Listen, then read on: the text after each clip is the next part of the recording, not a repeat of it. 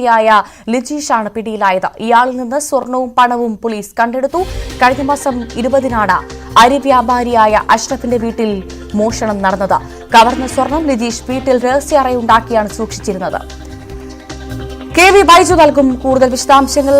ബൈജു, നമ്മൾ തുടക്കം മുതലേ സംശയിച്ചിരുന്നു ഒരുപക്ഷെ വലിയ ഈ വീടുമായി വലിയ പരിചയമുള്ള ഒരാളായിരിക്കാം ഈ കൃത്യത്തിന് പിന്നിൽ, ഈ മോഷണത്തിന് പിന്നിൽ എന്ന് തുടക്കം മുതലേ സംശയമുണ്ടായിരുന്നു. കാരണം കൃത്യമായി ആ വീടിനെ കുറിച്ച് അറിയുന്ന, വീട്ടുകാർ പുറത്തുപോയെന്ന് മനസ്സിലാക്കുന്ന, വീട്ടിൽ ഇത്ര സ്വർണമുണ്ട് എന്ന് മനസ്സിലാക്കിയ ഒരാൾ തന്നെയാണ് ഈ മോഷണത്തിന് പിന്നിൽ എന്ന സംശയം തുടക്കം മുതലേ ഉണ്ടായിരുന്നു. ഇപ്പോൾ അത് അയൽവാസിയിലേക്ക് എത്തി, അല്ലെ?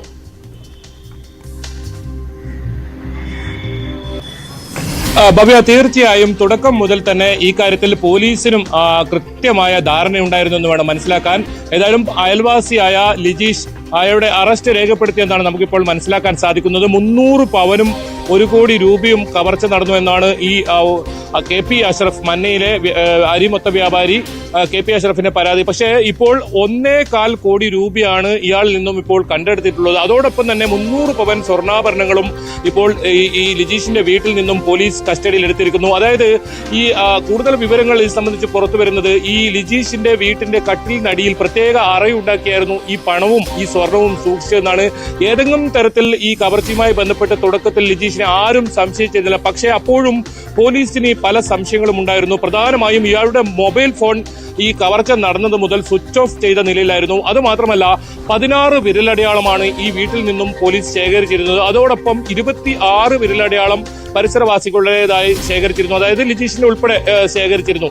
ഇതിൽ നിന്നാണ് പോലീസിന് കൃത്യമായ തെളിവ്, സൂചനകൾ ലഭിച്ചത്. അതോടുകൂടി ഇയാളെ ഇന്നലെ കസ്റ്റഡിയിൽ എടുക്കുകയായിരുന്നു. ഇന്ന് അല്പസമയം മുമ്പ് ഇയാളുടെ അറസ്റ്റ് രേഖപ്പെടുത്തിയെന്നാണ് നമുക്ക് മനസ്സിലാക്കാൻ സാധിക്കുന്നത്. ഏതായാലും കേരളം കണ്ട ഏറ്റവും വലിയ കവർച്ചകളിൽ ഒന്നാണ് ഈ വളപട്ടണത്തേത്. 11ാം ദിവസമാണ് ഈ ഇവിടെ ചോദിക്കേണ്ട ഒരു സംശയം എന്ന് പറയുന്നത് ഇത്രയും വലിയൊരു മോഷണമാണ്. ബൈജു തന്നെ സൂചിപ്പിച്ചതുപോലെ കേരളം കണ്ട ഏറ്റവും വലിയൊരു മോഷണം എന്ന് വേണമെങ്കിൽ നമുക്ക് പറയാം. അപ്പോൾ ഈ മോഷണത്തിന് പിന്നിൽ ഇപ്പോൾ പിടിയിലായി ഈ പ്രതി മാത്രമേ ഉള്ളൂ, അല്ലെങ്കിൽ അയാൾക്ക് സഹായികൾ ഉണ്ടായിരുന്നോ? എന്താണ് പോലീസ് പറയുന്നത് ഈ മോഷണവുമായി ബന്ധപ്പെട്ട്? എങ്ങനെയാണ് കൃത്യമായി പോലീസ് ഈ പ്രതിയിലേക്ക് എത്തിയത്? ഭവ്യ, തുടക്കത്തിൽ 3 പേരാണ് ഈ കവർച്ചയ്ക്ക് പിന്നിൽ നിന്നായിരുന്നു പോലീസ് പറഞ്ഞതെങ്കിൽ പിന്നീട് അത് 2ഉം ഏറ്റവും ഒടുവിലായി ഒരാൾ മാത്രമാണ് എന്ന ഒരു സൂചനയായിരുന്നു നൽകിയത്. ഏകദേശം അതേ രീതിയിൽ തന്നെയാണ് ഇപ്പോൾ കാര്യങ്ങൾ വരുന്നത്. ആസൂത്രിതമായി ഈ ലിജീഷ് ഒറ്റയ്ക്ക് നടത്തിയ ഒരു മോഷണം, അതാണ് പോലീസ് ഇപ്പോൾ പറയുന്നത്. ഏതായാലും ഇയാളെ കൂടുതൽ ചോദ്യം ചെയ്യേണ്ടതുണ്ട്. ആരെങ്കിലും സഹായിയായി ഉണ്ടോ? ഇതിൽ ഏറ്റവും മറ്റൊരു പ്രധാനപ്പെട്ട കാര്യം, ഇയാൾ പ്രവാസിയായിരുന്നു, ദീർഘകാലം പ്രവാസിയായിരുന്നു. പിന്നീട് പ്രവാസ ജീവിതം അവസാനിപ്പിച്ച് ഇയാൾ വെൽഡിംഗ് മേഖലകളിലേക്ക് കടക്കുകയായിരുന്നു. ഈ പ്രദേശങ്ങളിലെല്ലാം വീടുകളിൽ ഇത്തരത്തിൽ വെൽഡിംഗ് ജോലി ചെയ്യുന്ന ഒരാളായിരുന്നു. പ്രത്യേകിച്ച് അഷ്റഫിന്റെ വീടുമായി അടുത്ത ബന്ധം, കാരണം അയൽവാസിയാണ്, അടുത്ത ബന്ധമുണ്ട്. ആ ഗ്രിൽസ് കൃത്യമായി കട്ട് ചെയ്ത് മാറ്റി അതിനകത്ത് കടന്ന് 40 മിനിറ്റിനകം ഈ ലോക്കർ, നേരത്തെ അത് നമ്മളൊക്കെ റിപ്പോർട്ട് ചെയ്തതാണ്, ഈ ലോക്കർ തുറക്കണമെങ്കിൽ തന്നെ അത് താക്കോൽ ഉണ്ടെങ്കിൽ പോലും അതിന് സമയമെടുക്കും. പക്ഷേ ഒരു വെൽഡർ മേഖല വൈദഗ്ധ്യമുള്ള ഒരു തൊഴിലാളി എന്ന നിലയിൽ ഇയാൾ വളരെ പെട്ടെന്ന് കാര്യം സാധിക്കുന്നു. അത് മാത്രമല്ല, തൊട്ടടുത്ത ദിവസം, അതായത് കവർച്ച നടന്ന് തൊട്ടടുത്ത ദിവസം തെളിവുകൾ നശിപ്പിക്കാനായി വീണ്ടും ഇതേ വീട്ടിലേക്ക് തന്നെ ഇയാൾ വരുന്നു. ഏതായാലും പോലീസിന്റെ സംശയമുണ്ടായിരുന്നത് ആ പ്രദേശത്തെ എല്ലാ CCTV ക്യാമറകളും പോലീസ് പരിശോധിച്ചതിൽ നിന്നും ഏതെങ്കിലും തരത്തിൽ ഈ സമയത്ത്, അതായത് 21-ാം തീയതി ഈ 8 മണിയോടുകൂടിയാണ് ഈ കവർച്ച നടന്നത് CCTVയിൽ രേഖപ്പെടുത്തിയിരിക്കുന്നത്. ആ സമയത്ത് അത്തരത്തിൽ ഏതെങ്കിലും തരത്തിൽ ആളുകളൊന്നും തന്നെ സംശയകരമായ സാഹചര്യത്തിൽ ഈ CCTV ക്യാമറകളിൽ ഒന്നും തന്നെ കണ്ടെത്താൻ സാധിച്ചില്ല. അതോടുകൂടിയാണ് പോലീസിന്റെ പ്രത്യേക 25 അംഗ സംഘത്തെ രൂപീകരിച്ചായിരുന്നു ഈ അന്വേഷണം നടക്കുന്നുണ്ടായത്. അങ്ങനെയാണ് ഈ അയൽവാസിയായ ഈ ലിജേഷിലേക്ക് ഈ അന്വേഷണം എത്തുന്നത്. അതിന് ശാസ്ത്രീയമായ കൃത്യമായ തെളിവുകൾ പോലീസ് ശേഖരിക്കുന്നു. അതായത് നേരത്തെ സൂചിപ്പിച്ചതുപോലെ തന്നെ വിരലടയാളം, ഒപ്പം മൊബൈൽ ഫോൺ കേന്ദ്രീകരിച്ചുള്ള പരിശോധന. ഏതായാലും ഈ അയൽവാസികൾക്കൊന്നും ഏതെങ്കിലും തരത്തിൽ ഒരു സംശയം തോന്നാത്ത രീതിയിലായിരുന്നു ഇയാളുടെ പെരുമാറ്റമൊക്കെ. കുടുംബവുമായി താമസിക്കുന്ന ആളാണ് ലിജീഷ്. തൊട്ട് സമീപത്താണ് ഈ ഡോഗ് സ്ക്വാഡ്, അതായത് മണം പിടിച്ച് എത്തിയതും ഇയാളുടെ വീടിന്റെ മുന്നിലൂടെ ഈ റെയിൽവേ സ്റ്റേഷനിലേക്കായിരുന്നു ഡോഗ് സ്ക്വാഡും പോയിരുന്നത്.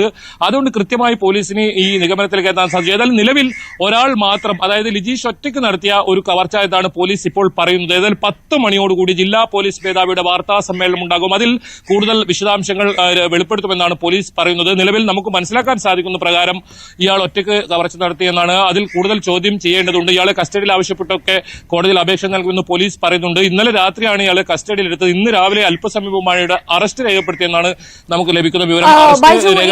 അറസ്റ്റിലായ പ്രതിക്ക് എന്തെങ്കിലും ഇത്തരത്തിലുള്ള ക്രിമിനൽ പശ്ചാത്തലമുണ്ടോ, അല്ലെങ്കിൽ ആദ്യമായിട്ടാണോ അദ്ദേഹം ഇത്തരത്തിലൊരു വലിയ വലിയ ഗൂഢാലോചനയോടുകൂടി ഒരു മോഷണം നടത്തുന്നത്? എന്താണ് പ്രതിയെക്കുറിച്ച് പോലീസ് പറയുന്നത്?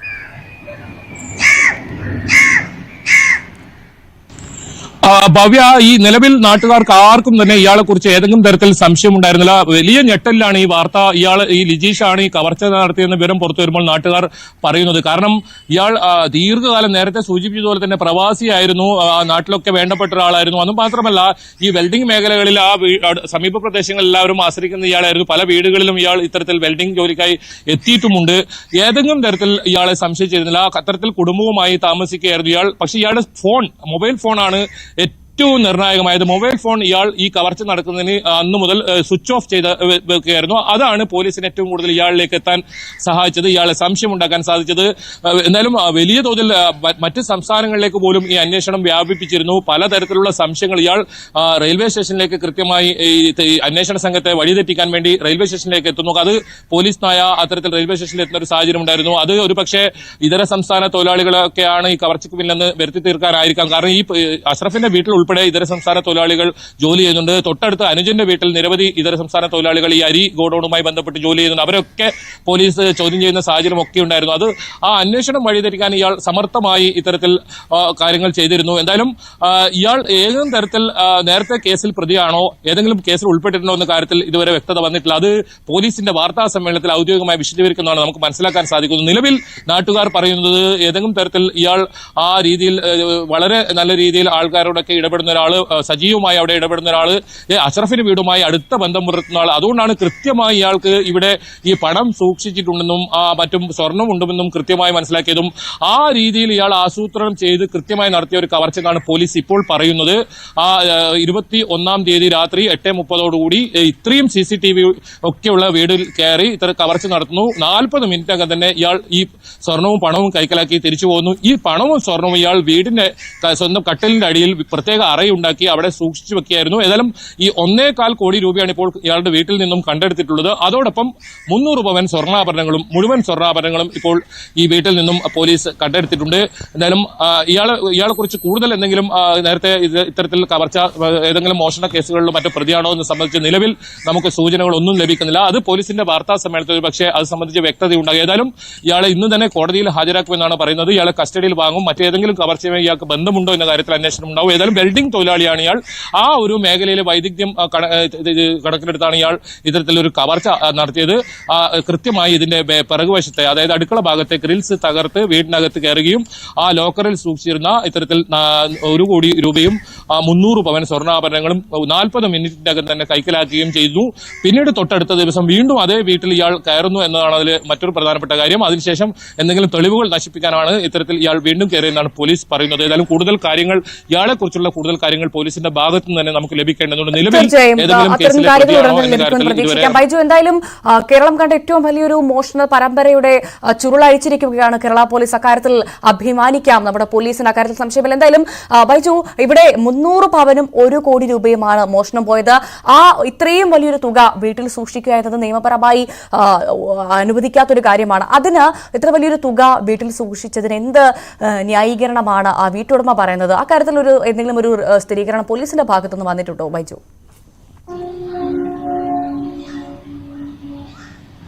ഇക്കാര്യത്തിൽ അന്വേഷണ ഉദ്യോഗസ്ഥരുമായി നമ്മൾ സംസാരിച്ചിരുന്നു. അവർ പ്രധാനമായും അന്വേഷണ ഉദ്യോഗസ്ഥർ പറഞ്ഞത് ഇപ്പോൾ, അതായത് ഇതിന്റെ തുടക്കത്തിൽ ഈ പ്രതിയെ പിടികൂടുക എന്നതാണ് പോലീസിന്റെ മുന്നിലെ ഏറ്റവും പ്രധാനപ്പെട്ട കാര്യം. അതുകൊണ്ട് തന്നെ അത്തരം കാര്യങ്ങളിലേക്ക് പിന്നീട് മാത്രമേ കടക്കൂ. ഭവ്യ സൂചിപ്പിച്ചത് വളരെ ശരിയാണ്. കാരണം ഇത്രത്തോളം വലിയൊരു തുകയും അതുപോലെ തന്നെ സ്വർണവും എങ്ങനെയാണ് വീട്ടിൽ ഇത്തരത്തിൽ സൂക്ഷിച്ചത്? നിയമപ്രകാരം അത്രത്തോളം സ്വർണവും അതുപോലെ തന്നെ പണവും സൂക്ഷിക്കാനുള്ള അനുവദിക്കുന്നില്ല. 1 കോടി രൂപയും മോഷ്ടിച്ച അയൽവാസി പിടിയിലായിരിക്കുമെന്നുള്ള പുതിയ വാർത്തയാണ് പുറത്തുവരുന്നത്. വീട്ടുടമ അഷ്റഫിന്റെ അയൽവാസിയായ ലിജീഷാണ് പിടിയിലായത്. നേരത്തെ തന്നെ സംശയമുണ്ടായിരുന്നു ഇത്തരത്തിൽ ഈ വീട്ടുടമയുമായി ബന്ധപ്പെട്ട പരിസരത്തുള്ള ആളുകളോ അല്ലെങ്കിൽ അദ്ദേഹത്തെ അടുത്തറിയാവുന്ന ആളോ ആയിരിക്കാം ഇതിന് പിന്നിലെന്നുള്ള വിവരം നേരത്തെ തന്നെ പോലീസിന് ലഭിച്ചിരുന്നു. ഇയാളിൽ നിന്ന് സ്വർണവും പണവും പോലീസ് കണ്ടെത്തി എന്നുള്ള വിവരങ്ങൾ ലഭിക്കുന്നു. കഴിഞ്ഞ മാസം 20-ാണ് അരി വ്യാപാരിയായ അഷ്റഫിന്റെ വീട്ടിൽ മോഷണം നടന്നത്. കവർന്ന സ്വർണം ലിജീഷ് വീട്ടിൽ രഹസ്യ അറയുണ്ടാക്കിയാണ് സൂക്ഷിച്ചിരുന്നത്. ദിവസങ്ങൾക്കുള്ളിലാണ് കേരള പോലീസ് ഈ വലിയ മോഷണത്തിന്റെ ചുരുളഴിച്ചത്, പ്രതിയിലേക്ക് എത്തിയത്. യെസ്, ഇപ്പോൾ നമുക്ക് ദൃശ്യങ്ങളിൽ കാണാം.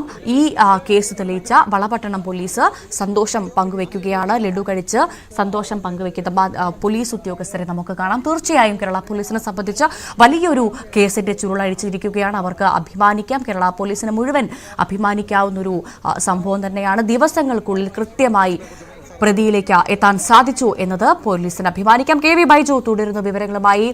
ബൈജു, പോലീസ് മധുരം പങ്കുവയ്ക്കുകയാണ്, സന്തോഷം പങ്കുവയ്ക്കുന്നത് നമുക്ക് കാണാൻ സാധിക്കുന്നത്. തീർച്ചയായും കേരള പോലീസിനെ സംബന്ധിച്ച് അഭിനന്ദനാർഹം തന്നെയാണ് ഇക്കാര്യം. അത് എടുത്തു പറയേണ്ടത് തന്നെയാണ്. കാരണം ദിവസങ്ങൾക്കുള്ളിലാണ് പ്രതിയിലേക്ക് എത്തിയത്.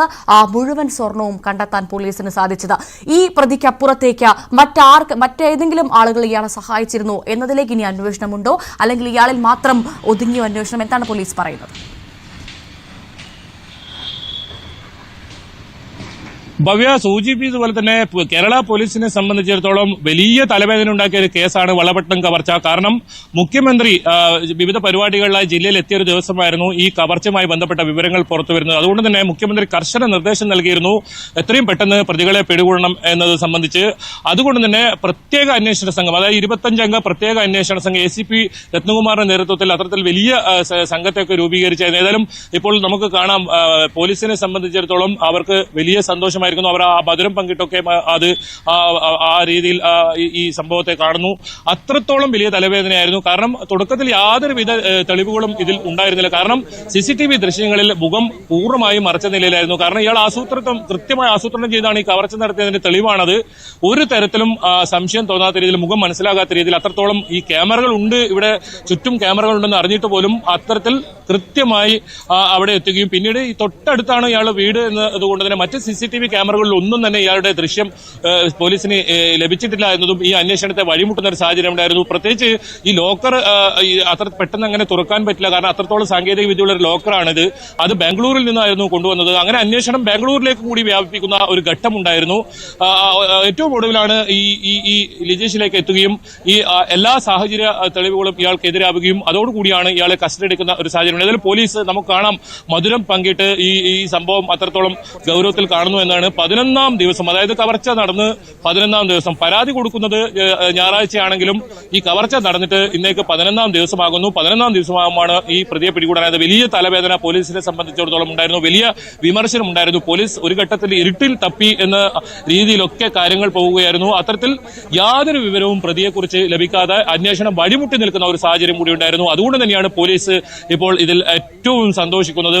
ഇത്രയും വലിയൊരു കവർച്ച നടത്തിയതിന് പ്രതിയെ പിടികൂടാനായതിൽ. കാരണം പോലീസിനെ സംബന്ധിച്ചിടത്തോളം ഇനി വരും ദിവസങ്ങളിൽ പ്രതിയെ ഇനി പിടികൂടാൻ വൈകുകയാണെങ്കിൽ അത് വലിയ വിമർശനത്തിന് ഇടയാക്കും.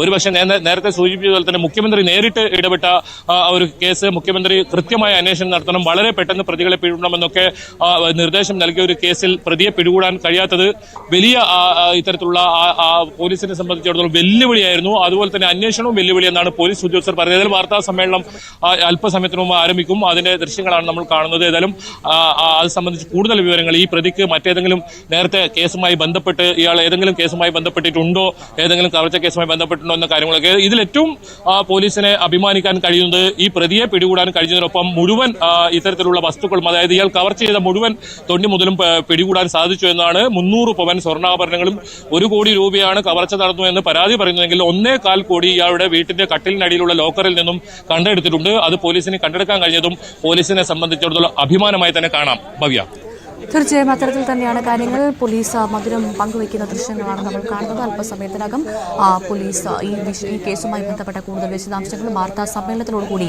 അറിയിക്കുമെന്നാണ് മനസ്സിലാക്കുന്നത്. പ്രതിയെക്കുറിച്ചുള്ള കൂടുതൽ വിവരങ്ങൾ പോലീസ് അപ്പോൾ പുറത്തുവിടും. ആ സമയത്ത് നമുക്ക് തിരിച്ചും ഈ വാർത്തയിലേക്ക് തന്നെ വരാം. എന്താണ് സംഭവിച്ചതെന്നുള്ള കാര്യങ്ങളിലേക്ക് എത്താം. കെ വി ബൈജുവാണ് വിശദ വിവരങ്ങൾ പങ്കുവച്ചത്. നന്ദി.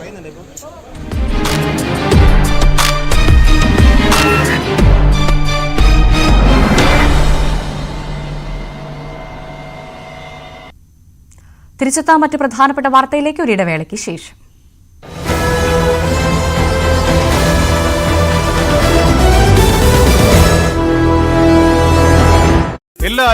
ഈ കേസിൽ തുടക്കത്തിൽ തന്നെ പോലീസ് സംശയിച്ചിരുന്നു. അതായത് അയൽവാസിയായ അല്ലെങ്കിൽ ഈ വീടുമായി അടുത്ത ബന്ധമുള്ള ഒരാളായിരിക്കും ഈ കവർച്ച നടത്തിയതെന്ന് ഏതായാലും ആ നിഗമനം ശരിവെക്കുന്ന രീതിയിലാണ് ഇപ്പോൾ കാര്യങ്ങൾ എത്തിയിരിക്കുന്നത്. ഏതായാലും മന്നയിലെ അരി മൊത്ത വ്യാപാരി KP അഷ്റഫിന്റെ വീട്ടിലെ കവർച്ച, അതായത് 300 പവൻ സ്വർണ്ണാഭരണങ്ങളും അതുപോലെ തന്നെ 1 കോടി രൂപയും കവർച്ച ചെയ്ത കേസിൽ പ്രതി പിടിയിലായിരിക്കുന്നു. അയൽവാസിയായ ലിജീഷാണ് പിടിയിലായിരിക്കുന്നത്. ഇയാളെ ഇപ്പോൾ വളവട്ടണം പോലീസ് കസ്റ്റഡിയിലാണ്. അയാളെ ഇപ്പോൾ ചോദ്യം ചെയ്തുകൊണ്ടിരിക്കുകയാണ്. ഏതായാലും അല്പസമയത്തിനകം ഇയാളുടെ അറസ്റ്റ് രേഖപ്പെടുത്തും. തുടക്കത്തിൽ 3 പേരാണ് ഈ മോഷണ സംഘത്തിൽ ഉണ്ടായിരുന്നതെന്നാണ് പോലീസ് പറഞ്ഞതെങ്കിൽ പിന്നീട് അത് 2 പേരെന്നും ഏറ്റവും ഒടുവിലായി ഒരാളാണ് ഈ കവർച്ചയ്ക്ക് പിന്നിലെന്നും പോലീസ് എത്തുകയായിരുന്നു. പ്രത്യേക സംഘത്തെ രൂപീകരിച്ച് നടത്തിയ ഈ പരിശോധനയിലാണ് ഇപ്പോൾ ഈ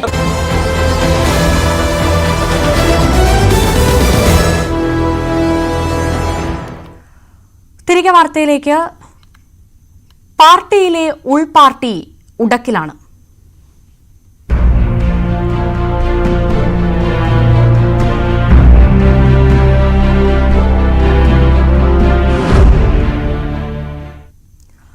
CPM തിരുവനന്തപുരം മംഗലാപുരം ഏരിയ സമ്മേളനത്തിൽ നിന്ന് ഇറങ്ങിപ്പോയ മുൻ ഏരിയ സെക്രട്ടറി മധു മുല്ലശ്ശേരിയെ പാർട്ടിയിൽ നിന്ന് പുറത്താക്കും.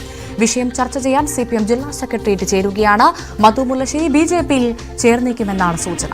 VV അരുൺ നൽകും കൂടുതൽ വിശദാംശങ്ങൾ. അരുൺ, എന്തായാലും ഈ സമ്മേളന കാലത്ത് നാടുനീളെ ഓടി നടന്ന പാർട്ടിയിലെ തർക്കങ്ങളും പ്രശ്നങ്ങളും പരിഹരിക്കേണ്ട ഒരു ഗതികേടിലാണ് സംസ്ഥാന സെക്രട്ടറി എന്ന കാര്യത്തിൽ സംശയമില്ല. അപ്പോഴും അദ്ദേഹം പറയുന്നു എല്ലാം ഒറ്റപ്പെട്ട സംഭവമാണെന്ന് അദ്ദേഹം ആവർത്തിക്കുന്നു. ഇപ്പോഴിതാ ഈ ഏരിയ സമ്മേളനത്തിൽ നിന്ന് ഇറങ്ങിപ്പോയ മുൻ ഏരിയ സെക്രട്ടറി മധു മുല്ലശ്ശേരിയെ പാർട്ടിയിൽ നിന്ന് പുറത്താക്കുമെന്ന് ഉള്ള വിവരങ്ങൾ പുറത്തുവരുന്നു. കടുത്ത നടപടിയിലേക്ക് കടക്കുന്നെന്ന സൂചനയാണോ? എന്താണ് വിശദാംശങ്ങൾ?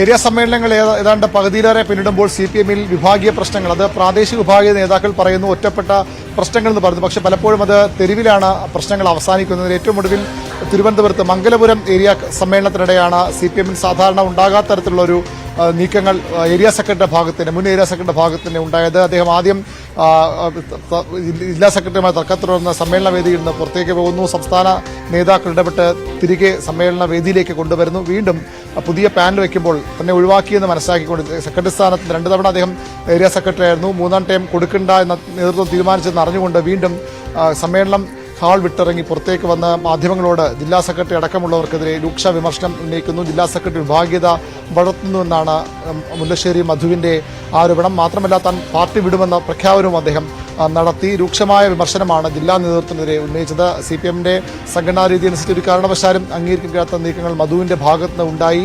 അത് ജില്ലാ സെക്രട്ടറിക്കെതിരെയാണ് നീക്കം. ജില്ലാ സെക്രട്ടറിയുടെ ഏരിയയിലാണ് ഇത്തരം പ്രശ്നങ്ങൾ എന്നതുകൂടി അതിന്റെ ഗൗരവം വർദ്ധിപ്പിക്കുന്നു. ഇപ്പോൾ CPMന്റെ തിരുവനന്തപുരം ജില്ലാ സെക്രട്ടേറിയറ്റ് യോഗം ചേരുകയാണ്. ജില്ലാ സെക്രട്ടറിയും മറ്റു നേതാക്കളും സംസ്ഥാന സമിതി അംഗങ്ങളായ M വിജയകുമാറും V ശിവൻകുട്ടിയും കടകംപള്ളി സുരേന്ദ്രനും അടക്കമുള്ളവർ യോഗത്തിൽ പങ്കെടുക്കുന്നുണ്ട്. സംസ്ഥാന നേതൃത്വവുമായി ഇതിനിടെ ജില്ലാ നേതൃത്വം ചർച്ച നടത്തിയെന്നാണ് അറിയുന്നത്.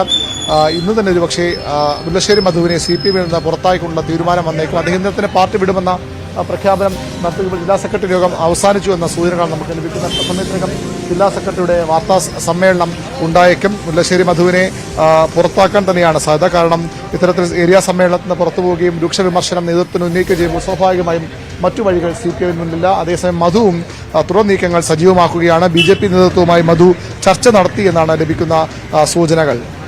തീർച്ചയായും അരുൺ, ഇവിടെ നോക്കൂ, ഈ നേതാക്കൾ തമ്മിലുള്ള വ്യക്തിവൈരാഗ്യവും അധികാര സ്ഥാനങ്ങൾക്ക് വേണ്ടിയുള്ള തർക്കവും ഒക്കെയാണ് ഇപ്പോൾ CPMനെ നാണക്കേടിലേക്ക് കൊണ്ടെത്തിക്കുന്നത്. അപ്പോൾ സ്വാഭാവികമായും ഇപ്പോഴിതാ ജില്ലാ സെക്രട്ടേറിയറ്റ് ചേരുകയാണത് അവസാനിച്ചു എന്ന് തോന്നുന്നു. എന്തായാലും ഈ പ്രതിസന്ധി അത് എങ്ങനെ മറികടക്കുമെന്നുള്ളതൊക്കെ ഇപ്പോൾ നേതൃത്വം ചർച്ച ചെയ്യാനുള്ള സാധ്യതയുണ്ടോ ഈ ഒരു ജില്ലാ സെക്രട്ടേറിയറ്റിൽ? എന്താണ് മനസ്സിലാക്കാൻ സാധിക്കുന്നത്? തീർച്ചയായും മുല്ലശ്ശേരി മധുവിനെ പാർട്ടി നിന്ന് പുറത്താക്കാൻ തന്നെയാകും CPMന്റെ തീരുമാനം. മറ്റു വഴികൾ ഈ വിഷയത്തിലില്ല എന്നതാണ് മനസ്സിലാക്കേണ്ട. കാരണം ഇത്തരത്തിൽ നേതൃത്വത്തെ വെല്ലുവിളിക്കുന്നു. അല്പസമയത്തിനകം CPMന്റെ ജില്ലാ സെക്രട്ടറി V ജോയ് മാധ്യമങ്ങളെ കാണും. തീരുമാനം വന്നിരിക്കുന്നു. മുല്ലശ്ശേരി മധുവിനെ പുറത്താക്കിയെന്ന് നമുക്ക് ഈ ഘട്ടത്തിൽ കരുതാം. ആ രീതിയിലാകും തീരുമാനം. അല്പസമയത്തിനകം ജില്ലാ സെക്രട്ടറി അത് പ്രഖ്യാപിക്കും. വാർത്താ സമ്മേളനം ജില്ലാ സെക്രട്ടറി V ജോയ് ഇവിടെയുണ്ട്. അദ്ദേഹം അല്പസമയത്തിനകം വാർത്താ സമ്മേളനം നടത്തും. CPMന് മുന്നിൽ മറ്റു വഴികളില്ല ഇത്തരം വിഷയങ്ങൾ. കാരണം പാർട്ടിയെ പരസ്യമായി വെല്ലുവിളിച്ചുകൊണ്ട് സമ്മേളന ഹാളിൽ നിന്ന് പുറത്തു പോവുക, അപ്പോൾ പുറത്താക്കാത്ത മറ്റു വഴികളില്ല എന്ന് തന്നെയാണ് നേതാക്കളുടെ ഭാഗത്ത് മനസ്സിലാകുന്നത്. ഏതായാലും ജില്ലാ സെക്രട്ടറി ആ തീരുമാനം ഉടൻ പ്രഖ്യാപിച്ചേക്കും. മുല്ലശ്ശേരി മധു ഇന്നലെ തന്നെ പാർട്ടി വിടുമെന്ന പ്രഖ്യാപനം നടത്തിയ സാധാരണമായ പ്രഖ്യാപനം അദ്ദേഹത്തിന്റെ ഭാഗത്തുനിന്നും ഉണ്ടായത്. ഏതായാലും അല്പസമയത്തിനകം ആ തീരുമാനം പ്രഖ്യാപിക്കും. ജില്ലാ സെക്രട്ടറി വി ജോയ് അടക്കമുള്ള നേതാക്കൾ, ബിജുകുമാർ ഉൾപ്പെടെ നേതാക്കൾ സെക്രട്ടറി കഴിഞ്ഞ് പുറത്തേക്ക് പോകുന്നു. കടകംപള്ളി സുരേന്ദ്രനും മറ്റു മുതിർന്ന നേതാക്കൾ മറ്റുള്ളവരും ഒക്കെ ഇവിടെ തന്നെ ഉണ്ട്. അല്പസമയത്തിനകം ആ തീരുമാനം പ്രഖ്യാപിക്കും. മുല്ലശ്ശേരി മധുവിന്റെ തുറ നീക്കങ്ങളും വളരെ നിർണായകമാണ്. അദ്ദേഹം BJP-യിലേക്ക് പോകും എന്നുള്ളത് തന്നെയാണ് ലഭിക്കുന്ന സൂചനകൾ. ഏതായാലും ഏത് തരത്തിലാകും ജില്ലാ നേതൃത്വം ഇത്തരം പ്രതിസന്ധികൾ മറികടക്കുക? കാരണം ജില്ലാ സമ്മേളനങ്ങൾ അടുത്തു വരുന്നു, ഏരിയ സമ്മേളനങ്ങൾ അതിന്റെ അവസാന ഘട്ടത്തിലേക്ക് കടക്കുന്നു. ആ സാഹചര്യത്തിൽ ഇങ്ങനെ ഒരു പരസ്യ വെല്ലുവിളി നേതൃത്വത്തിനെതിരെ ഒരു ഏരിയ സെക്രട്ടറിയെ പോലുള്ള മുതിർന്ന നേതാവ് തന്നെ ഉയർത്തുക എന്നത് CPM-ന്റെ സംഘടനാ രീതി അനുസരിച്ച് വളരെ അപൂർവമാണ്. ഇപ്പോൾ ജില്ലാ സെക്രട്ടറി വി ജോയ് മാധ്യമങ്ങളെ കാണുകയാണ്. ഭവ്യ.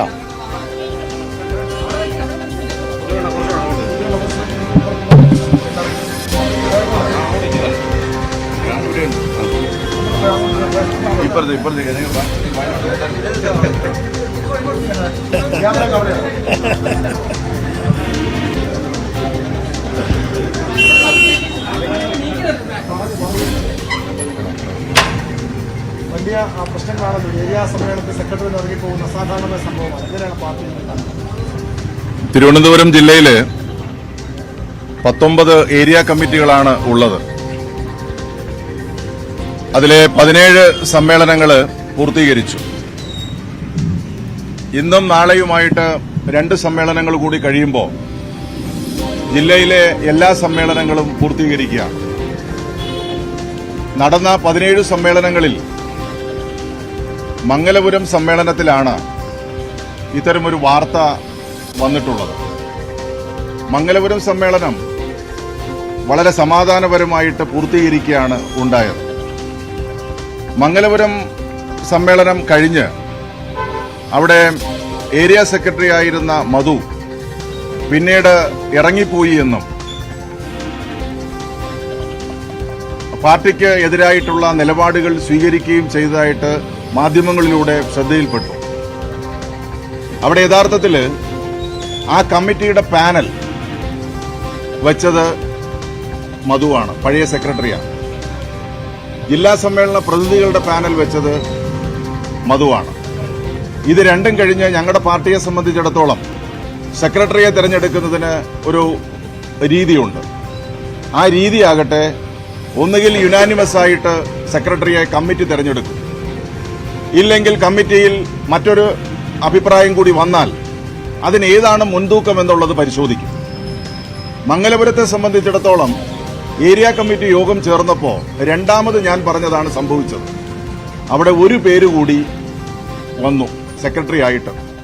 അപ്പോൾ സ്വാഭാവികമായി ജനാധിപത്യപരമായി അതിനകത്ത് പരിശോധന നടത്തണം. അങ്ങനെ പരിശോധന നടത്തിയപ്പോൾ ഇപ്പോഴും സെക്രട്ടറിയായി തെരഞ്ഞെടുക്കപ്പെട്ട ജലീലിനാണ് ഭൂരിപക്ഷം ഉണ്ടായത്. അപ്പോൾ ഭൂരിപക്ഷം കിട്ടിയ ആള് സെക്രട്ടറി ആവുക എന്നുള്ളത് ഞങ്ങളുടെ പാർട്ടിപരമായിട്ടുള്ള തത്വമാണ്. ആ തത്വത്തിന്റെ അടിസ്ഥാനത്തിലാണ് ജലീൽ സെക്രട്ടറി ആയത്. അപ്പോൾ അത് കഴിഞ്ഞതിന് ശേഷം മധു ഇറങ്ങിപ്പോയി എന്നും പിന്നീട് പാർട്ടിക്കെതിരായിട്ടുള്ള വർത്തമാനം അയാളെ നശിപ്പിക്കാൻ വേണ്ടിയിട്ട് ശ്രമിക്കുന്നു എന്നും പറയുന്നത് തികഞ്ഞ അവാസ്തവമായിട്ടുള്ള കാര്യമാണ്. അത് ഈ പാർട്ടിയെ സംബന്ധിച്ചിടത്തോളം തികച്ചും തെരഞ്ഞെടുപ്പ് പാർട്ടി സെക്രട്ടറിയായി തെരഞ്ഞെടുപ്പിൽ പരാജയപ്പെട്ട ഒരാൾ ഇങ്ങനൊരു അപവാദ പ്രചരണം നടത്തേണ്ടെന്ന് ആവശ്യമില്ല. അപ്പോൾ തികച്ചും സത്യവിരുദ്ധമായിട്ടുള്ള ഒരു കാര്യമാണ് ഇന്നലെ മാധ്യമങ്ങൾക്ക് മുമ്പിൽ പറഞ്ഞത്. ഇപ്പോൾ ഇന്നലെ തന്നെ ഞങ്ങൾക്കത് നിഷേധിക്കാമായിരുന്നു. പക്ഷെ ഞങ്ങളുടെ ഒരു രീതി വെച്ചിട്ട് പാർട്ടി കമ്മിറ്റി ആലോചിക്കുക. ഇത്തരം ചില സംഭവങ്ങളെ സംബന്ധിച്ചിടത്തോളം ഇന്ന് രാവിലെ പാർട്ടി സംസ്ഥാന സെക്രട്ടേറിയറ്റ് അംഗം സഖാവ് ആനാവൂരിന്റെ കൂടി സാന്നിധ്യത്തിൽ ഞങ്ങൾ യോഗം ചേർന്ന് പത്രക്കാരെ കാണാനും അവിടെ ഇന്നലെ നടന്ന സംഭവങ്ങൾ വിശദീകരിക്കുവാനുമാണ് തീരുമാനിച്ചത്.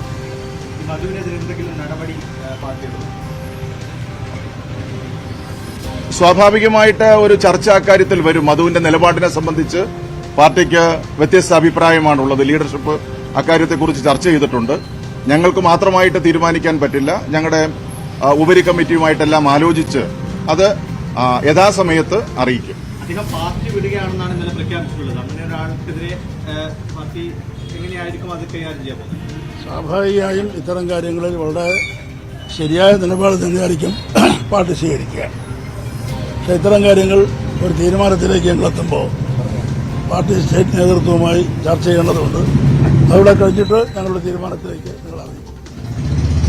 താങ്കൾക്കെതിരെ വ്യക്തിപരമായി തന്നെ ഒട്ടേറെ ആരോപണങ്ങൾ പുള്ളിയിട്ട് താങ്കൾ മത്സരിച്ചത് തോക്കാൻ വേണ്ടിയാണ്, പണപ്പിരിവിന് വേണ്ടിയാണ് താങ്കൾ മത്സരിച്ചത് തുടങ്ങിയ ആരോപണങ്ങളൊക്കെ ഉന്നയിച്ചിട്ടുണ്ട്. എന്താണ് അതിനുള്ള മറുപടി? അതൊന്നും മറുപടി അർഹിക്കുന്ന ഒരു സ്റ്റേറ്റ്മെന്റേ അല്ല. അതിനൊന്നും മറുപടിയില്ല. കാരണം എന്താ വെച്ചാൽ ഞങ്ങൾ ജീവൻ മരണ പോരാട്ടമാണ് ജോയിയെ മുൻനിർത്തിക്കൊണ്ട് നടത്തിയത്. ജോയ് ആ ദിവസങ്ങളിൽ 1-2 മണിക്കൂറായിട്ടും ഉറങ്ങിയിട്ടുണ്ടാവുക. തെരഞ്ഞെടുപ്പ് പരാജയം വരുമ്പോഴത്തേക്ക് സങ്കടപ്പെട്ട് വീട്ടിനകത്ത് കുത്തിയിരിക്കുക എന്ന് പറയുന്ന കമ്മ്യൂണിസ്റ്റുകാരുടെ രീതിയല്ല. ജയപരാജയങ്ങളെ ഞങ്ങൾ ഒരേ രൂപത്തിലാണ് കാണുന്നത്. ഈ സമ്മേളനത്തിൽ പരാജയപ്പെട്ട ഒരു സ്നേഹിതന്റെ ആത്മവിലാപം എന്ന് വേണമെങ്കിൽ അതിനെ പറഞ്ഞ് നമുക്ക് അവഗണിച്ച് കളയാവുന്ന ഒരു കാര്യം മാത്രമാണ്. നിങ്ങൾ മനസ്സിലാക്കേണ്ടത് 2685 ബ്രാഞ്ചുകളുണ്ട് ഞങ്ങളുടെ ജില്ലയിൽ. 2685 ബ്രാഞ്ച് സമ്മേളനങ്ങളും ഒരു മാസം കൊണ്ട് പൂർത്തിയാക്കിയ ജില്ലയാണ്. ഒരിടത്തും ഒരു പ്രശ്നം ഉണ്ടായിട്ടില്ല. ഏതാണ്ട് 165 ലോക്കലുകളുണ്ട്, 185 ലോക്കലുകളുണ്ട്. ആ ലോക്കൽ സമ്മേളനങ്ങളിൽ ആകെ 1-2 സമ്മേളനങ്ങളിൽ മാത്രമാണ് വ്യത്യസ്തങ്ങളായിട്ടുള്ള അഭിപ്രായങ്ങൾ പോലും ഈ തെരഞ്ഞെടുപ്പിന്റെ ഘട്ടത്തിൽ ഉയർന്നു വന്നത്. അതൊക്കെ സ്വാഭാവികമാണ്. ഞങ്ങളുടെ പാർട്ടിക്ക് അതെല്ലാം സ്വാഭാവികമാണ്. ഇവിടെ 19 ഏരിയ ഉണ്ട്.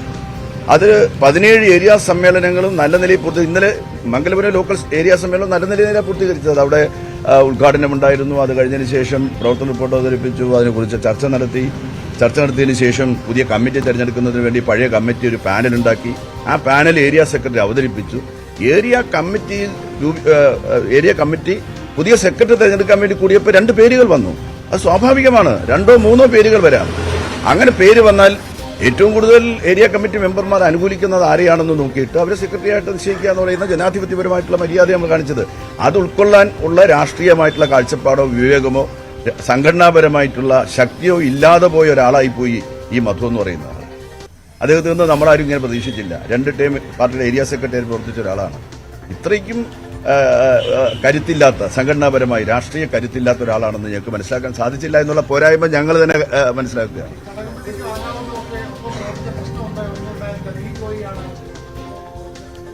അതെ, ഇപ്പൊ വി ജോയ് സെക്രട്ടറി ആയ കാലഘട്ടത്താണല്ലോ ഇപ്പൊ ഈ കാര്യങ്ങൾ വന്നിരിക്കുന്നത്. ബാക്കി കാര്യങ്ങൾ നമുക്ക് പിന്നീട് സംസാരിക്കാം.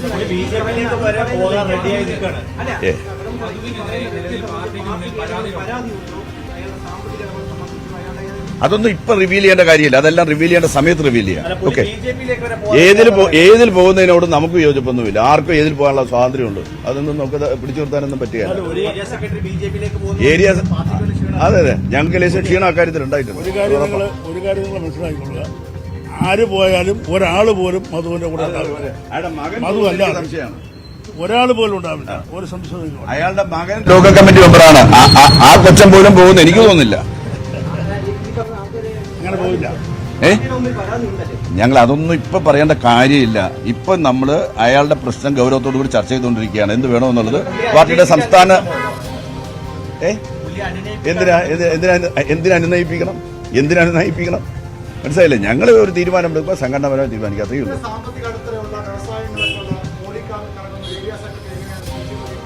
അതെല്ലാം ഇതിന്റെ ഭാഗമായിട്ട് വരുന്നതല്ലേ. ഒന്നും കാര്യമില്ല.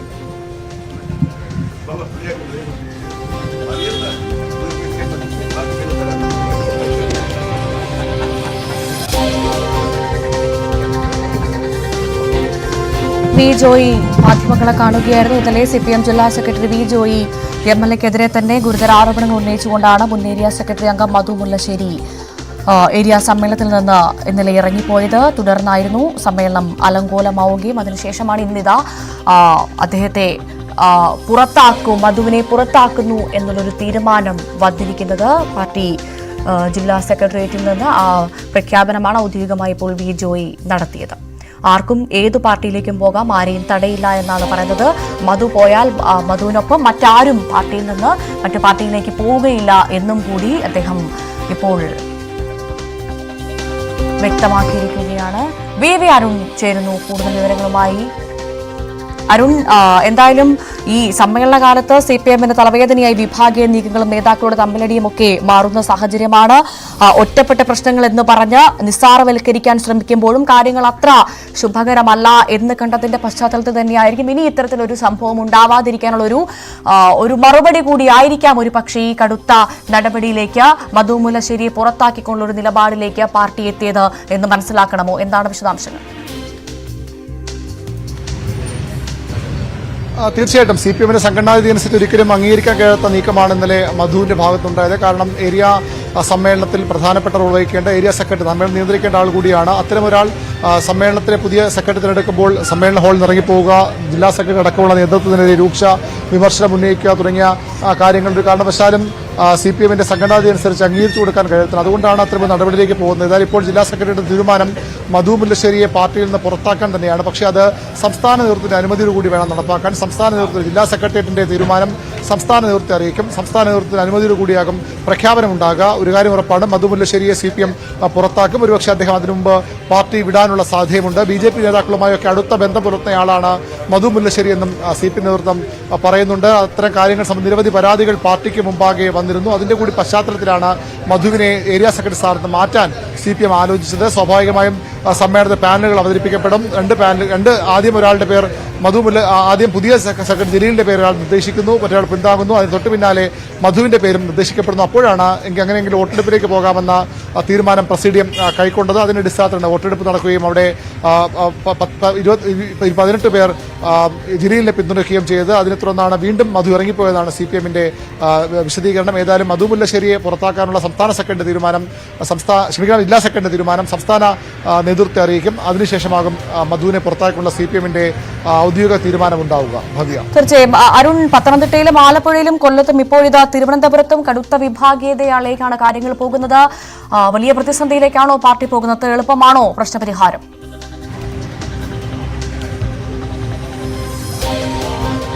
വലിയൊരു പ്രതിസന്ധി ഉണ്ട് എന്നുള്ളത് വസ്തുതയാണ്. കാരണം നേരത്തെയൊക്കെ CPM വിഭാഗീയ എന്ന് പറയുമ്പോൾ രണ്ട് ആശയങ്ങൾ തമ്മിൽ, രണ്ട് ശാക്തിക ചേരികൾ തമ്മിലുള്ള ഒരു ആശയ സമരത്തിന്റെ ഭാഗമായി കൂടിയുള്ള വിഭാഗീയതയാണ്. അത് VS പിണറായി പോരിന്റെ കാലം വരെ അങ്ങനെയാണ് CPM-നുണ്ട്. പക്ഷേ ഇപ്പോൾ ഉണ്ടാകുന്നത് അത്തരം വിഷയങ്ങളല്ല, വ്യക്തി കേന്ദ്രീകൃതമായ പ്രശ്നങ്ങളാണ്. നേതാക്കൾക്കെതിരെ അധികാര സ്ഥാനങ്ങൾക്ക് വേണ്ടിയൊക്കെയുള്ള പരസ്പര തർക്കങ്ങളും വെല്ലുവിളികളുമാണ് തെരുവിലേക്ക് വരെ എത്തുന്നത്.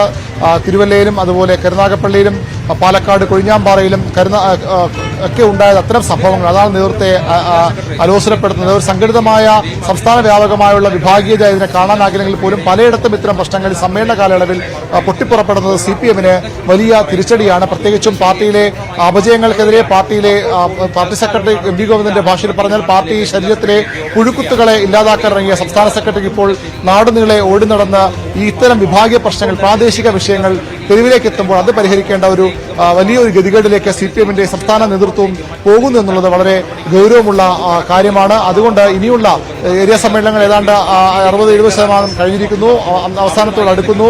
ജില്ലാ സമ്മേളനങ്ങൾ ആരംഭിക്കാനിരിക്കുന്നു. ഈ ഒരു പ്രവണത തുടർന്നു പോയാൽ ജില്ലാ സമ്മേളനങ്ങളിൽ പോലും ഇത്തരം വിഷയങ്ങൾ ഉണ്ടായാൽ CPM-ന് വലിയ തിരിച്ചടിയാകും. കാരണം സംഘടനാ വിഷയങ്ങൾ പരിഹരിച്ചു വേണം മാസങ്ങൾക്കപ്പുറമുള്ള തദ്ദേശ തെരഞ്ഞെടുപ്പിലേക്ക് CPM-ന് പോകാൻ. പ്രാദേശിക വിഷയങ്ങൾ, പ്രാദേശിക നേതാക്കളുടെ അതിർത്തിയൊക്കെ തദ്ദേശ തെരഞ്ഞെടുപ്പിനെ പോലും ബാധിക്കുന്ന വിഷയങ്ങൾ. അതുകൊണ്ട് തന്നെ എത്രയും വേഗം പ്രശ്നം പരിഹരിക്കാനുള്ള ശ്രമങ്ങളാണ് CPM നടത്തുന്നത്. പക്ഷെ അത്ര എളുപ്പമല്ല കാര്യങ്ങൾ. അത്രയധികം ആഭ്യന്തര പ്രശ്നങ്ങൾ പല ജില്ലകളിലുമുണ്ട്. അത് ഏതെങ്കിലും ഒരു ജില്ലയിലോ ഏതെങ്കിലും പ്രദേശത്തോ ആണെങ്കിൽ സ്വാഭാവികമായും ആ രീതിയിൽ വളരെ എളുപ്പം പരിഹരിച്ചു പോകാം. പക്ഷേ ഇപ്പോൾ ഏതാണ്ട് പല ജില്ലകളിലും ഇങ്ങനെ പ്രശ്നങ്ങൾ വരുന്നു. അത് പാലക്കാട് സമാന്തരമായ ഒരു കമ്മിറ്റി തന്നെ രൂപീകരിച്ച് പ്രവർത്തിക്കുന്ന അവസ്ഥയുണ്ടാകുന്നു. അവർ ഓഫീസ് തുടങ്ങുന്നു. ഈ EMS-ന്റെ പേരിൽ ഒരു ഓഫീസ് തുടങ്ങി പ്രവർത്തിക്കുന്ന അവസ്ഥയുണ്ട്. കരുനാഗപ്പള്ളി തെരുവിൽ പ്രകടനം, ഏരിയ കമ്മിറ്റി ഓഫീസിലേക്ക് പ്രകടനം വരുന്നു. ഏരിയ കമ്മിറ്റി തന്നെ സമ്മേളന കാലയളവിൽ തിരിച്ചുവിടേണ്ട അസാധാരണമായ സാഹചര്യത്തിലേക്ക് CPM എത്തുന്നു. അഡ്ഹോക് കമ്മിറ്റിക്ക് ചുമതല നൽകുന്നു. ആലപ്പുഴയിൽ നേരത്തെ പാർട്ടിയുമായി തെറ്റിയ ആളാണെങ്കിൽ പോലും ഏരിയ കമ്മിറ്റി അംഗം, ജില്ലാ പഞ്ചായത്ത് അംഗം BJP-യിലേക്ക് പോകുന്നു. ഈ സ്വാഭാവികമായ ഒരു കാര്യമുള്ളത് ഇപ്പോൾ ഇങ്ങനെ നേരത്തെയൊക്കെ അസംതൃപ്തർ പാർട്ടിയുമായി ഇടയുന്നവരൊക്കെ പുറത്തുപോയാൽ ദീർഘനാൾ വെറുതെ നിൽക്കേണ്ട അവസ്ഥയുണ്ടായിരുന്നു. പക്ഷെ ഇപ്പോൾ അങ്ങനെയല്ല. അങ്ങനെ പോകുന്നവരെ എതിരാളികൾ വലവീശി പിടിക്കുന്നു. അവർ പുറത്തു വരുന്നതിന് മുമ്പ് തന്നെ അവരുമായി സന്ധി ചർച്ചയ്ക്ക് BJP-യും കോൺഗ്രസും ഒക്കെ തയ്യാറെടുക്കുന്നു. എങ്ങനെയാണോ മറ്റു പാർട്ടികളുടെ അസംതൃപ്തരോട് CPM ഇടപെടുന്നത്, അതേ രീതിയിൽ മറ്റുള്ളവരും പുറത്തുണ്ട്. അതുകൊണ്ട് തന്നെ ഇങ്ങനെ പാർട്ടിയുമായി കലഹിച്ച് തർക്കിച്ച് പുറത്തു വരുന്നവർക്ക് പുറത്ത് സ്വീകരണം വലിയ രീതിയിൽ ലഭിക്കുന്നുണ്ടോ, അതാണ് നേതൃത്വത്തെ കുഴയ്ക്കുന്നത്. സ്വാഭാവികം മധു മുല്ലശ്ശേരി ഇപ്പോൾ BJP നേതാക്കളുമായി ചർച്ച നടത്തുന്നു. BJP-യിലെ പ്രധാനപ്പെട്ട നേതാക്കളുമായി അദ്ദേഹത്തിന് അടുത്ത ബന്ധമുണ്ട് എന്ന ആരോപണങ്ങൾ ഉയർന്നു വരുന്നുണ്ട്. മധുവും താൻ പാർട്ടി വിടുന്നത് വ്യക്തമായി കഴിഞ്ഞു. ഇത്തരത്തിൽ പാർട്ടി വിട്ട് പുറത്തു പോകുന്നവരെ സ്വീകരിക്കാൻ എതിരാളികൾ തയ്യാറ് നിൽക്കുമ്പോൾ അത് പുറത്തു പോകുന്നവർ കൂടുതൽ ഊർജ്ജം നൽകും, കൂടുതൽ ധൈര്യം നൽകും. അതാണ് CPM ഇപ്പോൾ കുഴയ്ക്കുന്നത്.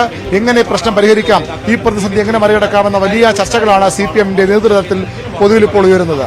ഭവ്യ, തീർച്ചയായും എന്തായാലും ഈ സമ്മേളന കാലത്ത് പ്രശ്നപരിഹാരത്തിനായി പ്രത്യേകിച്ചും MP ഗോവിന്ദന്റെ ഭാഷ കടമെടുത്താൽ ഒറ്റപ്പെട്ട സംഭവങ്ങൾ പരിഹരിക്കാനായി ജില്ലതോറും ഓടി നടക്കുകയാണ് CPM സംസ്ഥാന സെക്രട്ടറി എന്ന കാര്യത്തിൽ സംശയമില്ല. VV അരുണാണ് വിശദവിവരങ്ങൾ പങ്കുവച്ചത്. സമ്മേളന കാലത്ത് CPMന് തലവേദനയായി വിഭാഗീയ നീക്കങ്ങളും നേതാക്കളുടെ തമ്മിലടിയും. ഒറ്റപ്പെട്ട പ്രശ്നങ്ങളെന്ന് പറഞ്ഞ് നിസ്സാരവൽക്കരിക്കാൻ ശ്രമിക്കുമ്പോഴും കാര്യങ്ങൾ അത്ര ശുഭകരമല്ലെന്ന് നേതൃത്വം തിരിച്ചറിയുന്നു. ആശയങ്ങളുടെ പേരിലല്ല, അധികാര തർക്കങ്ങളുടെയും വ്യക്തിവിദ്വേഷങ്ങളുടെയും പേരിലുള്ള തർക്കമാണ് സമ്മേളനവേദികളിൽ നിന്ന് തെരുവിലേക്ക് പടരുന്നത്.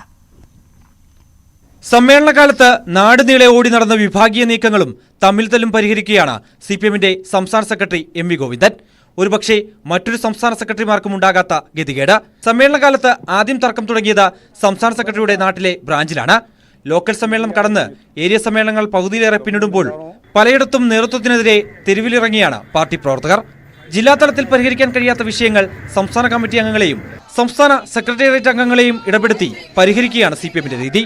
ഏറ്റവും അവസാനം സംസ്ഥാന സെക്രട്ടറി ഇടപെടുകയാണ് പതിവ്. പക്ഷേ ഇപ്പോൾ തർക്കങ്ങൾ തെരുവിലേക്ക് നീങ്ങിയതോടെ സെക്രട്ടറിക്ക് നേരിട്ട് ഓരോ വിഷയത്തിലും ഇടപെടേണ്ട അവസ്ഥയായി. സെക്രട്ടറിക്ക് സംസ്ഥാന സെക്രട്ടേറിയറ്റിൽ നിന്ന് കാര്യമായ പിന്തുണ ലഭിക്കുന്നില്ല എന്ന തോന്നലും പാർട്ടിക്കുള്ളിൽ ശക്തമാണ്. ലോക്സഭാ തെരഞ്ഞെടുപ്പ് തോൽവിക്ക് ശേഷമാണ് തെറ്റുതിരുത്തൽ രേഖ കർശനമായി നടപ്പാക്കാൻ CPM തീരുമാനിച്ചത്. പലയിടത്തും പ്രധാനപ്പെട്ട നേതാക്കൾക്കെതിരെ പോലും നടപടിയെടുക്കുകയും ചെയ്തു. എന്നാൽ സമ്മേളനങ്ങൾ മേൽക്കടങ്ങളിലേക്ക് എത്തുമ്പോൾ പ്രശ്നങ്ങളും കൂടുകയാണ്. പത്തനംതിട്ടയിലും ആലപ്പുഴയിലും കൊല്ലത്തും കടുത്ത വിഭാഗീയ നീക്കങ്ങളാണ് നടക്കുന്നത്.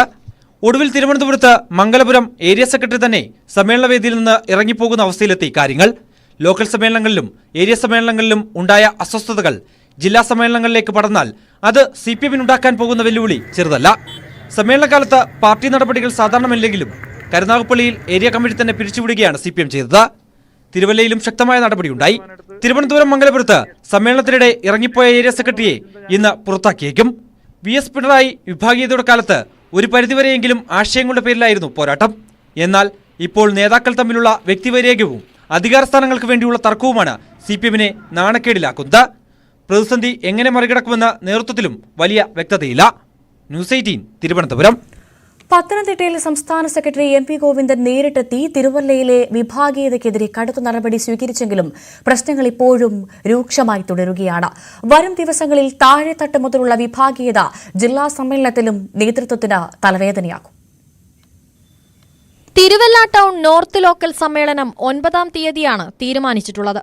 2 തവണ അലങ്കോലപ്പെട്ട സമ്മേളനം സംസ്ഥാന സെക്രട്ടറി MV ഗോവിന്ദന്റെ ഇടപെടലിലൂടെയാണ് വീണ്ടും ചേരാൻ തീരുമാനിച്ചിട്ടുള്ളത്.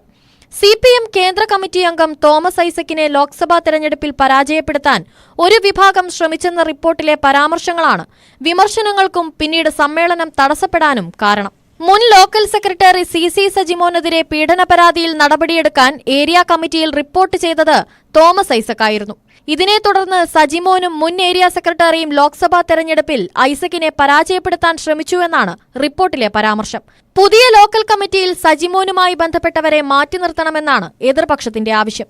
തിരുവല്ലയിൽ CPM 2 തട്ടിലാണെന്ന പ്രവർത്തന റിപ്പോർട്ടിലെ പരാമർശം ഇനിയും തുടരാനാണ് സാധ്യത. ഏരിയ സമ്മേളനത്തിൽ മത്സരം ഒഴിവാക്കാനുള്ള നേതൃത്വത്തിന്റെ ശ്രമങ്ങളും പാളിയിട്ടുണ്ട്. ജില്ലാ സെക്രട്ടറി KP ഉദയഭാനുവിന്റെ കൊടുമൺ ഏരിയ സമ്മേളനത്തിലും മത്സരത്തിലൂടെയാണ് ഉദയഭാനുവിന്റെ വിശ്വസ്തൻ RB രാജീവ് കുമാർ വിജയിച്ചത്. ജില്ലാ നേതൃത്വത്തിനെതിരെയും ഏരിയ സമ്മേളനത്തിന് ശേഷവും സോഷ്യൽ മീഡിയയിലൂടെ കടുത്ത വിമർശനങ്ങളാണ് ഉയരുന്നത്. ചെറുതും വലുതുമായ പ്രശ്നങ്ങൾ പരിഹരിച്ച് ജില്ലാ സമ്മേളനം പൂർത്തീകരിക്കാനുള്ള ശ്രമങ്ങൾ നേതൃത്വം തുടരുമ്പോഴും അടിക്കടിയുണ്ടാകുന്ന വിഭാഗീയത തലവേദനയാവുകയാണ്. ന്യൂസ് 18 പത്തനംതിട്ട.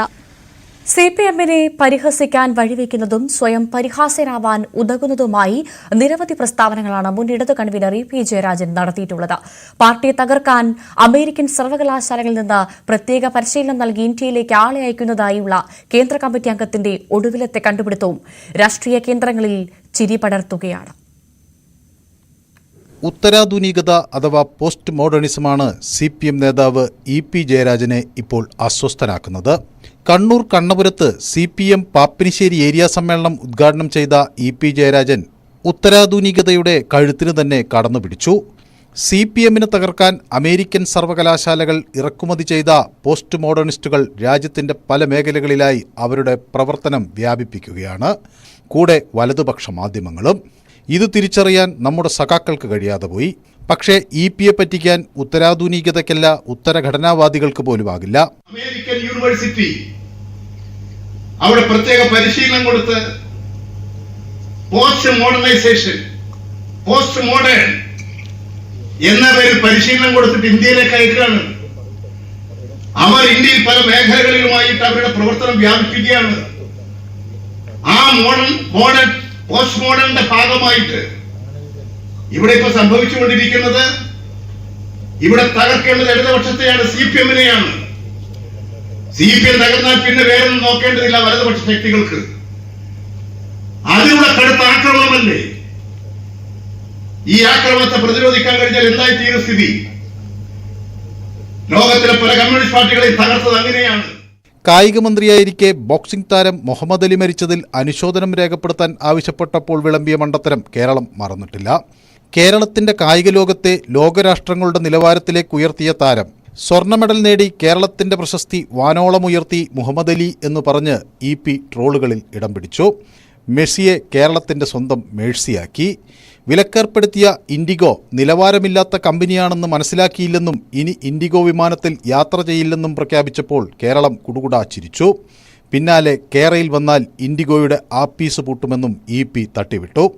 കേന്ദ്ര സർക്കാരിനെതിരായ ഒരു പ്രതിഷേധ പരിപാടിക്കിടെ വന്ദേ ഭാരത് തീവണ്ടികളെ പുകഴ്ത്തി അന്നത്തെ LDF കൺവീനർ EP ജയരാജൻ.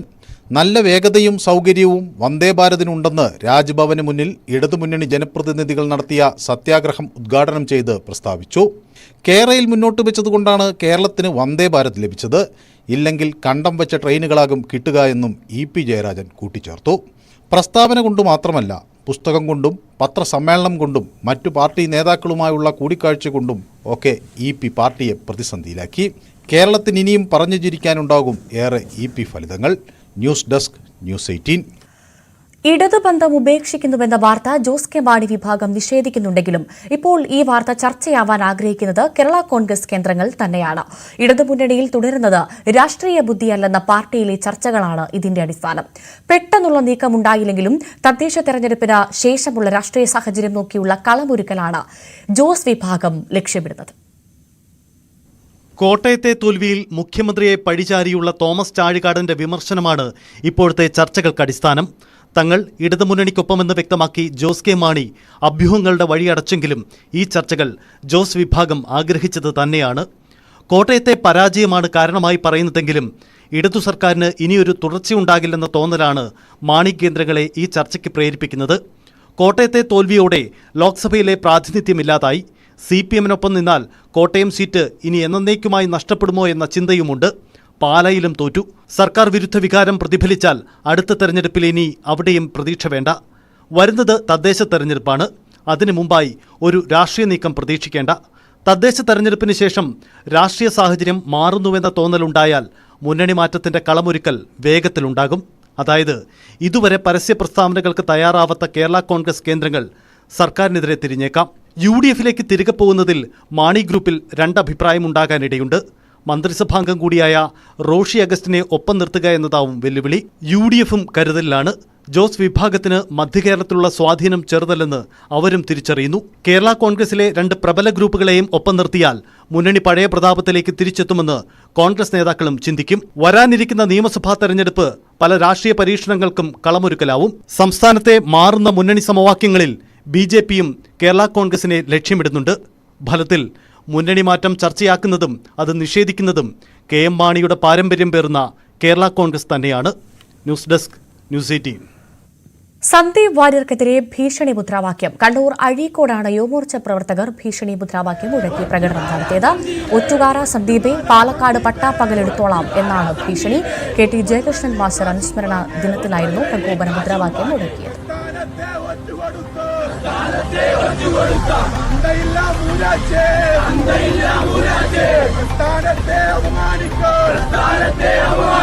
ബലിദാനികളെ കൂട്ടുപിടിച്ച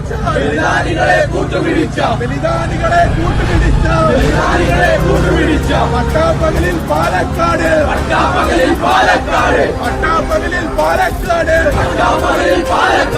ഇന്ന് ഞങ്ങളെടുത്തോളാം.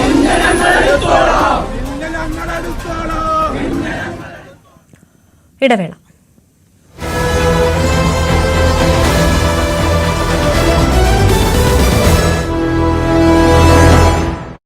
ഈ കേസിൽ തുടക്കത്തിൽ തന്നെ പോലീസ് സംശയിച്ചിരുന്നു. അതായത് അയൽവാസിയായ അല്ലെങ്കിൽ ഈ വീടുമായി അടുത്ത ബന്ധമുള്ള ഒരാളായിരിക്കും ഈ കവർച്ച നടത്തിയതെന്ന്. ഏതായാലും ആ നിഗമനം ശരിവെക്കുന്ന രീതിയിലാണ് ഇപ്പോൾ കാര്യങ്ങൾ എത്തിയിരിക്കുന്നത്. ഏതായാലും മന്നയിലെ അരി മൊത്ത വ്യാപാരി KP അഷ്റഫിന്റെ വീട്ടിലെ കവർച്ച, അതായത് 300 പവൻ സ്വർണ്ണാഭരണങ്ങളും അതുപോലെ തന്നെ 1 കോടി രൂപയും കവർച്ച ചെയ്ത കേസിൽ പ്രതി പിടിയിലായിരിക്കുന്നു. അയൽവാസിയായ ലിജീഷാണ് പിടിയിലായിരിക്കുന്നത്. ഇയാളെ ഇപ്പോൾ വളവട്ടണം പോലീസ് കസ്റ്റഡിയിലാണ്. അയാളെ ഇപ്പോൾ ചോദ്യം ചെയ്തുകൊണ്ടിരിക്കുകയാണ്. ഏതായാലും അല്പസമയത്തിനകം ഇയാളുടെ അറസ്റ്റ് രേഖപ്പെടുത്തും. തുടക്കത്തിൽ 3 പേരാണ് ഈ മോഷണ സംഘത്തിൽ ഉണ്ടായിരുന്നതെന്നാണ് പോലീസ് പറഞ്ഞതെങ്കിൽ പിന്നീട് അത് 2 പേരെന്നും ഏറ്റവും ഒടുവിലായി ഒരാളാണ് ഈ കവർച്ചയ്ക്ക് പിന്നിലെന്നും പോലീസ് എത്തുകയായിരുന്നു. പ്രത്യേക സംഘത്തെ രൂപീകരിച്ച് നടത്തിയ ഈ പരിശോധനയിലാണ് ഇപ്പോൾ ഈ പ്രതി പിടിയിലായിരിക്കുന്നത്. മാത്രമല്ല, ഈ കവർച്ച ചെയ്ത 300 പവൻ സ്വർണ്ണാഭരണങ്ങളും 1 കോടി രൂപയും ഇയാളുടെ വീട്ടിൽ നിന്നും പോലീസ് കണ്ടെടുത്തിരിക്കുന്നു. വീടിന് തൊട്ടടുത്ത് തന്നെയാണ്.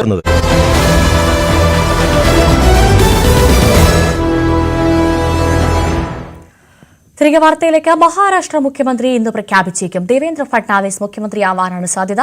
BJP കൈക്കൊള്ളുന്ന തീരുമാനത്തിന് നിരുപാധിക പിന്തുണ പ്രഖ്യാപിച്ചെങ്കിലും മുഖ്യമന്ത്രി സ്ഥാനത്തിനടക്കം അവകാശവാദം ഏക്നാഥ് ഷിൻഡെ അവസാനിപ്പിച്ചിട്ടില്ല.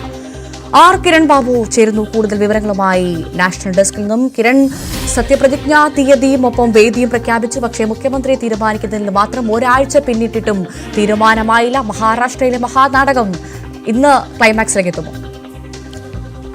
അങ്ങനെ ഉറപ്പിച്ചു പറയാൻ കഴിയാത്ത സാഹചര്യത്തിലാണ് നിൽക്കുന്നത്. മഹാരാഷ്ട്രയിൽ മഹായുതിയുടെ മഹാവിജയം നേടിയതിന് തൊട്ടു പിന്നാലെ തന്നെ ദേവേന്ദ്ര ഫട്നാവിസ് തന്നെയായിരിക്കും മുഖ്യമന്ത്രി എന്ന കാര്യത്തിൽ ഏറെക്കുറെ ഉറപ്പായി. പക്ഷേ അങ്ങനെ ഒരു തീരുമാനം പ്രഖ്യാപിക്കാൻ കഴിയാതെയൊക്കെയാണ് കഴിഞ്ഞ 9 ദിവസവും പലതരത്തിലുള്ള ചർച്ചകൾ നടന്നു. BJP ദേശീയ അധ്യക്ഷൻ JP നദ്ദയും കേന്ദ്ര ആഭ്യന്തരമന്ത്രി അമിത്ഷാ അടക്കമുള്ളവർ നേരിട്ട് ചർച്ച നടത്തി. ഏക്നാഥ് ഷിൻഡെയുമായിട്ടടക്കം ചർച്ച നടത്തി. പക്ഷേ ഇപ്പോൾ തട്ടി നിൽക്കുന്നത് മുഖ്യമന്ത്രി സ്ഥാനം BJPക്ക് വിട്ടുകൊടുക്കാൻ പൂർണ്ണമായും തയ്യാറാണ്. BJPയിൽ നിന്ന് സ്വാഭാവികമായും ദേവേന്ദ്ര ഫട്നാവിസിന്റെ പേര് തന്നെ വരാൻ തന്നെയാണ് സാധ്യത.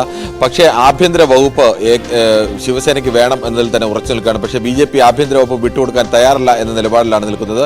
കഴിഞ്ഞ 2 ദിവസം കഴിഞ്ഞ ശനിയാഴ്ച ചർച്ചകൾ നടത്തി ബാക്കി വകുപ്പുകളുടെ വിഷയത്തിലൊക്കെ തീരുമാനമെടുക്കാൻ ധാരണയായതായിരുന്നു.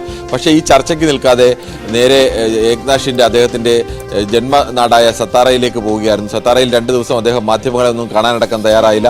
പിന്നീട് അദ്ദേഹത്തിന്റെ ആരോഗ്യനിലയിലടക്കം സംശയം പ്രകടിപ്പിച്ചുകൊണ്ടുള്ള വാർത്തകൾ വന്നതിനെ തുടർന്നാണ് ഇന്നലെ വൈകുന്നേരം അദ്ദേഹം മാധ്യമങ്ങളെ കണ്ടതും അവിടെ ജന്നി മാതാ ക്ഷേത്രത്തിൽ ദർശനം നടത്തിയതും തിരികെ മുംബൈയിലേക്ക് മടങ്ങിയെത്തിയത്. എന്തായാലും ഇന്നോ നാളെയോ തന്നെ BJPയുടെ പാർലമെന്ററി പാർട്ടി യോഗം ചേരുന്നുണ്ട്. യോഗം ചേർന്നുകൊണ്ട് BJPയുടെ പാർലമെന്ററി പാർട്ടിയുടെ നേതാവായി ദേവേന്ദ്ര ഫട്നാവിസിനെ തന്നെ തെരഞ്ഞെടുക്കാൻ തന്നെയാണ് സാധ്യതയുള്ളത്. അതിൽ ഇനി വൻപൻ അട്ടിമറിയൊന്നും നടന്നില്ലെങ്കിൽ മറിച്ചൊരു തീരുമാനം ഉണ്ടാകാനുള്ള സാധ്യത തീരെയില്ല. പക്ഷേ ഉപമുഖ്യമന്ത്രി സ്ഥാനം ഏറ്റെടുക്കാൻ ഏക്നാഥ് ഷിൻഡെ ഇപ്പോഴും പൂർണ്ണമായും സമ്മതം അറിയിച്ചിട്ടില്ല.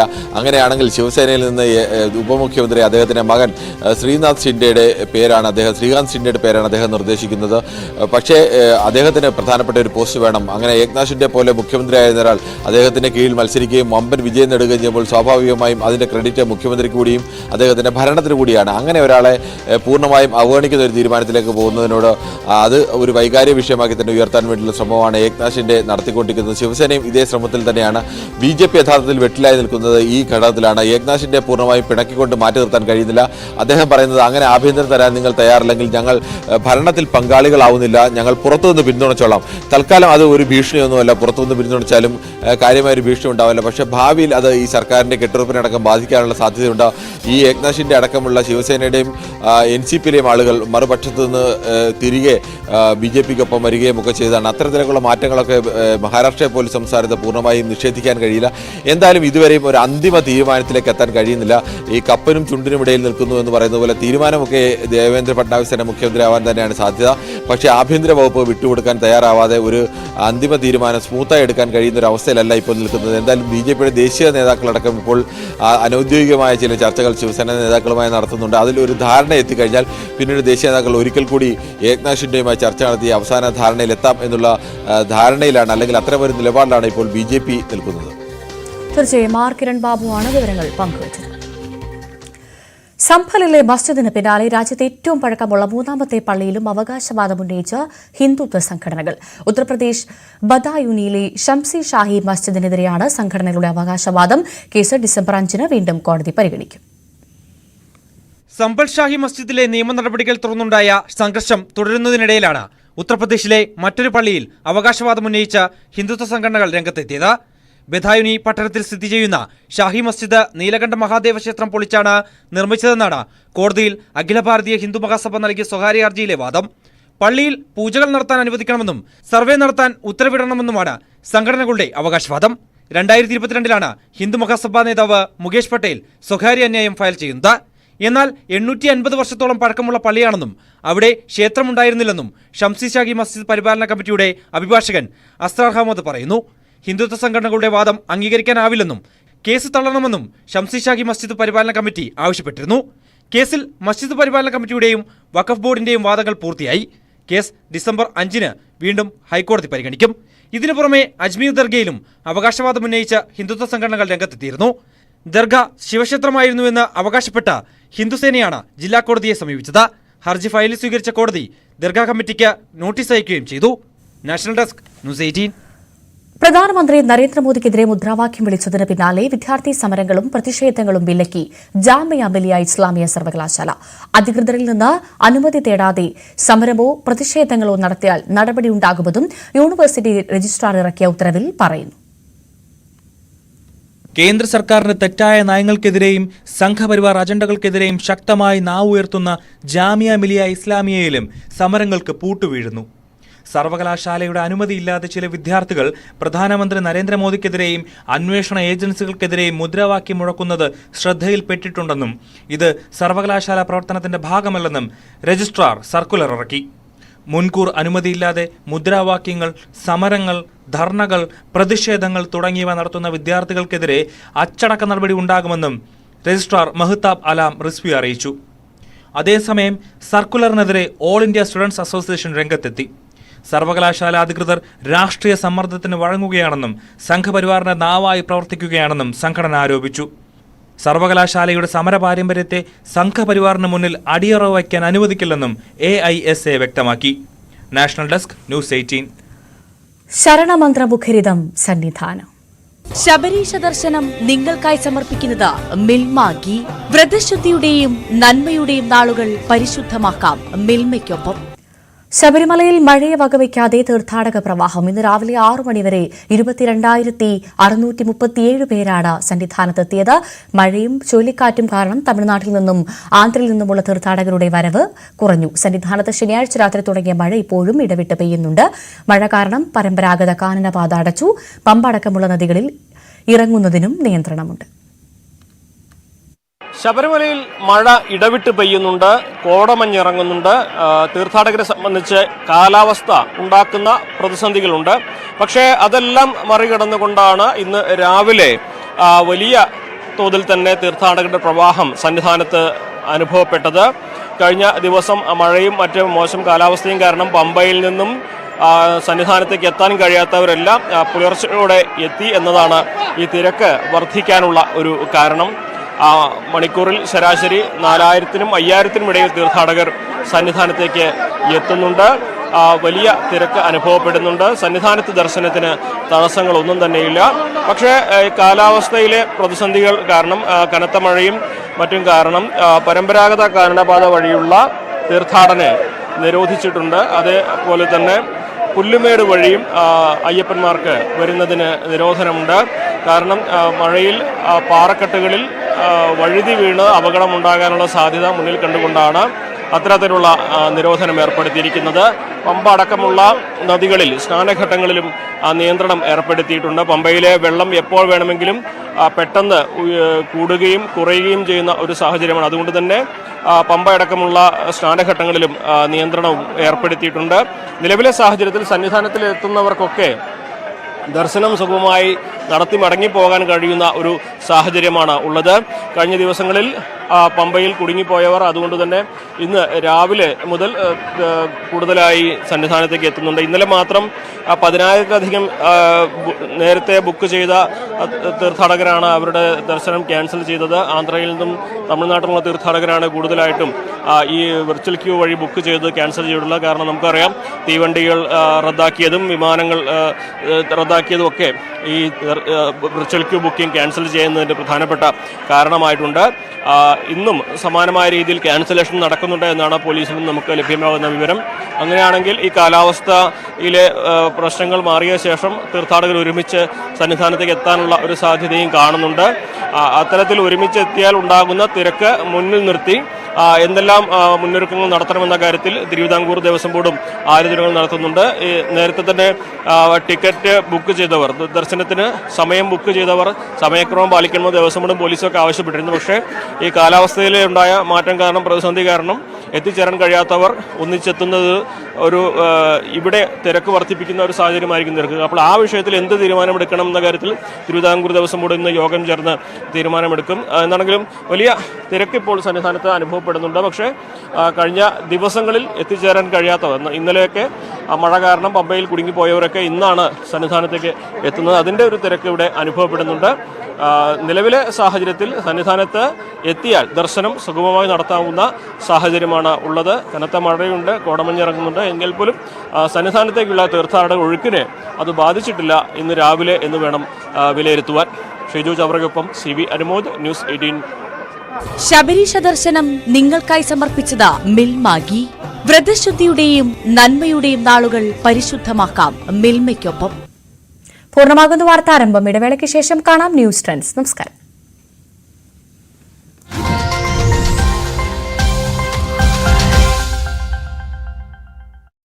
ഈ കേസിൽ തുടക്കത്തിൽ തന്നെ പോലീസ് സംശയിച്ചിരുന്നു. അതായത് അയൽവാസിയായ അല്ലെങ്കിൽ ഈ വീടുമായി അടുത്ത ബന്ധമുള്ള ഒരാളായിരിക്കും ഈ കവർച്ച നടത്തിയെന്ന്.